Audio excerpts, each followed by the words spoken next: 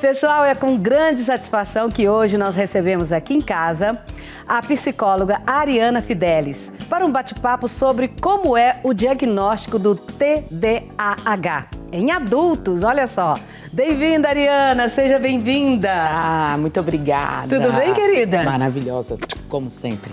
Vamos sentar e bater um papinho? Vamos. A gente ouve muito falar do TDAH em crianças, adolescentes, mas como que a gente descobre que tem TDAH? Bom, o TDAH, né, mais conhecido como transtorno de déficit de atenção e hiperatividade, ele é um transtorno que ele pode ser diagnosticado comumente em crianças, mas ele também é visto em adultos. O que acontece? Culturalmente, por ser mais difundido entre crianças, alguns adultos eles começam a ter sinais, mas é sempre desde muito pequeno. Só que com a evolução, com o desenvolvimento, a gente não dá muita atenção para isso. Mas os principais sinais são aquela falta de concentração, aquela dificuldade de se concentrar, de manter o foco. Ainda, você tem uma dispersão muito grande, a pessoa ela se dispersa, ela começa atividades e não termina. Então, isso comumente é feito assim. O diagnóstico nos adultos, ele é um pouco mais difícil, não comum, porque acaba que ele pode ser confundido com outras coisas. Eu posso desconfiar que eu tenho TDAH? Uhum. Eu posso desconfiar a partir do momento que tudo começa na escola. Vem uma pedagoga e chama a minha atenção e fala: Cleide, o seu filho, ele não está concentrando, ele não está muito legal e tal, leva num psiquiatra e tal. Isso aconteceu de verdade, viu, gente? Tô contando o meu caso. Aí eu levei o meu filho no psiquiatra e ele falou: olha, o problema dele é esse e ele vai ter que tomar remédio porque realmente ele não concentra. Sim. E aí ele fez o tratamento, tomou o medicamento e melhorou muito. E com o passar do tempo que o psiquiatra pediu para que eu observasse ele, eu fui vendo as características dele em mim, ou melhor, eu que passei isso para ele? Geralmente são transtornos do desenvolvimento, que nós costumamos dizer, tem um forte componente não só social, mas também genético, um forte componente genético e muitas vezes ele é sim hereditário. Geralmente a gente tem esse espectro dentro da família, então isso é muito importante se atentar. O que é comum dizer é que nos adultos, geralmente, a hiperatividade ela não é muito vista, porque é difícil, pelo contexto social, um adulto, por exemplo, ficar andando de um lado para o outro, ficar inquieto. Contudo, a falta de atenção, que é o déficit de atenção, o comprometimento na atenção é mais comum nos adultos. A hiperatividade acaba que, à medida que nós vamos ficando mais velhos e a adultez vai chegando, a gente vai controlando esse controle psicomotor. Na criança, não. A criança, quando ela tem hiperatividade, você percebe naquele momento que é uma criança hiperativa. Eu tô rindo aqui porque você tá falando do como é que o adulto controla com a dor na coluna. Exatamente, às vezes um ganho de peso, o adulto ele é mais lentificado, né? Nossas escolhas geralmente elas são mais lentas, então a hiperatividade não é muito comum nos adultos, porque acaba que com o longo do tempo ele vai controlando e socialmente, não fica bacana, por exemplo, aqui a jornalista me entrevistando e se sacudindo, levantando para um lado para o outro, não se espera esse movimento. É verdade. Né? Mas na verdade é isso mesmo, porque às vezes eu quero fazer 2 coisas, 3 coisas ao mesmo tempo e a artrose e a dor na coluna que me trava. Tem isso, porque, né? É verdade. Tem isso. Muitas pessoas que estão nos vendo agora podem se identificar com isso, sim. Com certeza. Meu filho, quando era criança, foi convidado para fazer parte de um time de futebol. E nesse campo de futebol, no Muranga, lá da Vila Redenção, olha só, tinha um bambuzal. E ele pegava a criançada, gente, vamos correr pro campo, corre aqui, corre lá. Francisco, meu filho pequeno, parava e começava a atirar como se fosse o Homem-Aranha. Teia no bambuzal. Ô, Francisco! Vamos correr, é um ele jogo. lá, ótimo, exatamente. Teia, desde pequeno. É uma dispersão. Qualquer coisa pode distrair uma pessoa que tem TDAH. E agora no adulto, quando o adulto começa a perceber isso, como foi meu caso, que eu percebi no meu filho, que eu vi as mesmas características em mim, como que é o tratamento? Bom, geralmente é muito importante as pessoas procurarem os profissionais adequados para fazer o diagnóstico, para a gente justamente eliminar as diferenças e os possíveis atropelos de um parecer com o outro, porque são muito próximos, muito lineares, né?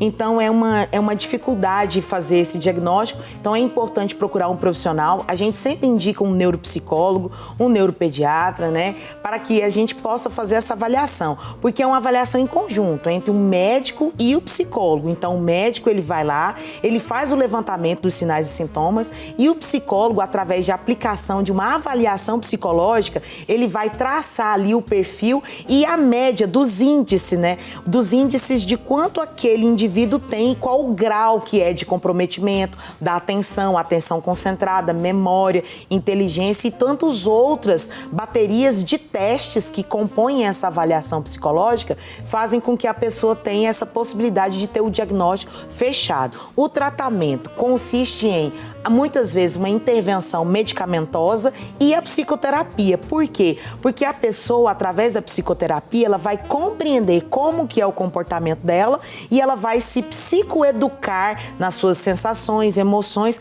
porque acaba que o TDAH, ele não vem puro. Então, ele sempre tem uma manifestação de ansiedade, aspectos ansiogênicos que vão englobando todo esse espectro. E por falar em espectro, o espectro autista também pode ser identificado, pode vir junto aí com o TDAH? Sim, pode em alguns casos. E também é essa mesma dinâmica de diagnóstico. Procurar um médico, procurar um psicólogo, fazer uma avaliação psicológica para a gente ter esse diagnóstico diferencial dos indivíduos. É muito importante procurar os profissionais, porque às vezes as pessoas recorrem à internet, aquelas pessoas que a gente não sabe muito bem da formação. Temos que procurar um profissional. Então, você que está nos vendo agora, por favor, se você sentiu aí com esses sintomas, seja lá com 40, 50, 60, 80 anos de idade, vá se cuidar, porque ainda há tempo de você ser feliz e ter mais equilíbrio na vida, né, Ariana? Ah, com certeza. Acaba que a pessoa com um déficit desse, ela vai encontrando muitas dificuldades. Todos nós temos dificuldades, mas a gente tem que entender que é um movimento cognitivo. Eu costumo falar que é um movimento, o seu cérebro diz, não se concentre, olhe para esse lugar, olhe para outro, comece uma atividade, começa outra. Quantas pessoas, por exemplo, começaram vários cursos superiores e não se identificaram com nenhum? Pode ser um indício de um déficit de atenção. Quantas pessoas começam e não conseguem se firmar em relacionamentos? Isso tudo afeta toda a vida de uma pessoa, um trabalho. No trabalho, principalmente, o indivíduo ele não consegue se concentrar, ele não entrega bem seus resultados. Então, é uma dinâmica que vai afetando a vida da pessoa ao longo dos anos. Então, gente, preste mais atenção em você. Pessoal, nós vamos retomar agora a nossa entrevista com a Ariana, que nós estamos falando do TDAH em adultos, porque é uma coisa até que não se discute muito, né, Ariana? Não. Recentemente até a Virgínia, né, a blogueira, assumiu aí e fez o diagnóstico, né, sobre o TDAH em adultos, porque realmente não é muito comum essa manifestação. Não é comum os adultos procurarem para esse tipo de diagnóstico. Você é a favor do medicamento? Bom, o medicamento ele deve ser associado com a psicoeducação e a psicoterapia. É importante lembrar que somente a medicação, ela não tem um resultado muito eficaz. Por quê? Porque a pessoa, ela precisa lidar com os comportamentos e com os gatilhos que muitas vezes o déficit causa nela. Então, ela precisa aprender a administrar isso. Então, a pessoa acaba, dentro do seu universo contextual, tendo algumas consequências. Então, para que geralmente ela tem outras manifestações, reclama muito de baixa autoestima, que não tem esse desenvolvimento. Então, para entender isso, é importante associar ambos. Só um ou outro não exclui, não é interessante. Olha, você está falando e eu estou me lembrando aqui de certas pessoas que não conseguem ter um foco em qualquer coisa na vida. Um casamento, por exemplo. A pessoa, às vezes, não consegue entender por que não consegue ficar numa relação. Exatamente. Aí ela fala, eu não nasci para casamento, eu não nasci para ter um relacionamento, eu não tenho paciência, então é melhor que eu fique sozinha. Mas, ao mesmo tempo, ela fica se lamuriando porque não tem um companheiro, ou o companheiro também porque não tem uma esposa, e fica nesse ciclo vicioso. Agora, quando pensa, não, agora eu vou arrumar uma pessoa assim, e vou me focar nisso, vou ter um relacionamento, mas depois ela pensa, aí vai acontecer isso, vai acontecer aquilo, melhor não. E a pessoa nem desconfia que pode ser o TDAH. A gente tem que entender que são fatores cognitivos associados a questões psicológicas. Então, explicando. O fator cognitivo está ligado ao desenvolvimento da máquina mesmo, o cérebro.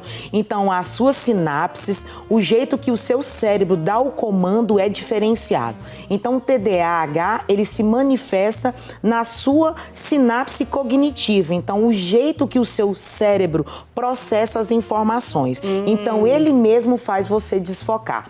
A manifestação psicológica, ela atinge vários âmbitos. E o que é a manifestação psicológica? O que isso causa na sua emoção. Então, eu tenho um desfoque de atenção e o que isso vai me causar? Qual que é o prejuízo? Então, se eu estou numa sala de aula, o professor está aqui me dando a explicação da matéria. Eu, por algum motivo dentro de mim, da minha atenção não concentrada, não consigo entender. Levanto a mão, faço uma pergunta. Ao levantar a mão e fazer a pergunta, meus amigos começam a curtir da minha cara, zoar, falar que eu sou um burro, que eu não estou entendendo. Essa manifestação do contexto faz com que isso provoque em mim o quê? Vergonha, medo, frustração. Então, entenda, o meu sistema cognitivo dá um comando. Eu vou lá, não consigo me concentrar. Consequentemente, pergunto demais na sala. Não entendo, começo a ser alvo de curtição dos colegas, alvo de bullying às vezes. Então, esse fator aqui é emocional. Essa consequência psicológica causa muito dano também.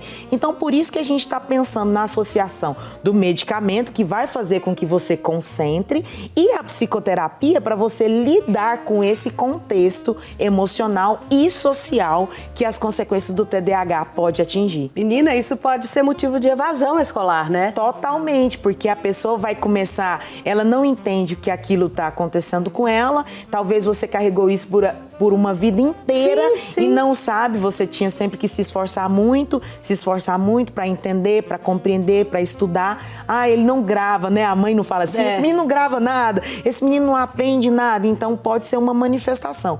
Por isso que, quando criança, mais fácil. É verdade. Agora, quando adulto, que ele tem consciência disso, tem que buscar o tratamento, porque sempre há tempo de ser feliz. Sim, sempre há tempo. E quando a gente pensa que a gente pode resolver coisas simples, por isso que esses espaços são importantes para a gente informar a população. Porque não é porque eu sou adulto que não tem mais solução para o meu caso. Eu posso sim ter um conforto mais na vida. E é interessante que a pessoa que tem um déficit de atenção, ela tem um pensamento muito acelerado. Várias coisas são acometidas na cabeça dela e ela não tem controle daquilo. Então, é muito importante pensar o quanto que isso tem causado prejuízo para mim e o quanto é importante procurar ajuda para resolver. E essa ajuda é que vai tirar esse giraia de dentro da gente. É essa ajuda que faz com que a gente tenha um processamento melhor, que a gente compreenda o passo a passo. O remédio, ele tem essa função de dar uma retraída, de diminuir esse processo acelerado. Fora que o déficit de atenção, ele atinge também a área do sono, ele pode provocar insônia, ele pode provocar tantos outros fatores que estão associados ao déficit. Então, assim, é global, é geral, assim, as causas e as consequências. Ariana, muito obrigada pela sua participação, viu, querida? Eu que agradeço mais uma vez, é sempre muito bom estar aqui, informando, dividindo esses espaços e trazendo, assim, essa conversa aqui em casa que é sempre tão bom.